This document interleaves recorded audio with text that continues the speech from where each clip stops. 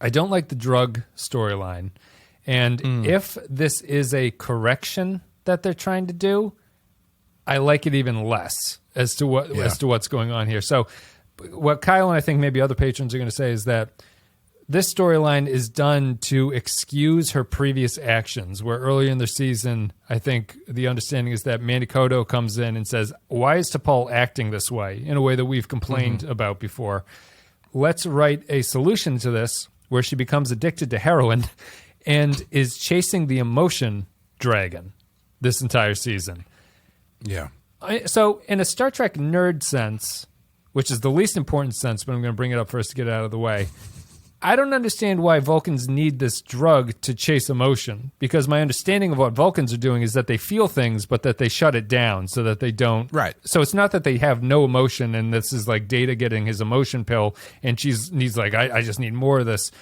That's not the way the Vulcans are constructed in my mind. At least that's not the way that they should be, in my opinion. So I don't know why she needs a drug to unleash this either. And I don't like the fact that it looks exactly like either opium or heroin or something like that. And it's just so obviously a drug analogy that it is, in my opinion, I'm not going to give this a 5 because of this T'Pol storyline. There are other reasons too, other problems. But this T'Pol storyline is like unforgivable to be a good episode, I think. Yeah, I really disliked the T'Pol stuff. And I kind of to echo what you said, I dislike it even more if it was some sort of course correction, because I was more interested in T'Pol as a Vulcan who is kind of losing her edge just naturally from being around humans. I don't think that you need her to be on emotion drugs like equilibrium or something. Yeah, there's no reason to do that, and it comes out of absolutely nowhere. Like there's no. You could go back and watch the entire season again and not be like, okay, this is where she starts smoking meth. You know, like it's just a complete fabrication. Well, you wouldn't say that she's been more rowdy the past couple episodes? We talked about it last episode. We were like, what's wrong with T'Pol?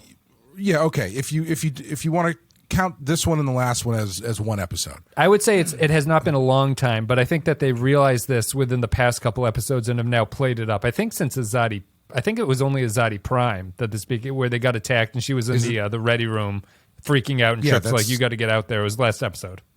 Yeah, the last episode. Yeah, so clearly like they were planning to do this for one episode. Right. Yep. But it's just like it comes out of nowhere. It doesn't make a lick of sense as far as figuring out that she could freebase that stuff down into an injectable drug. I don't know. It's and to like, yeah, to what end? I was so confused when she got the suit to go out there. I was like, what?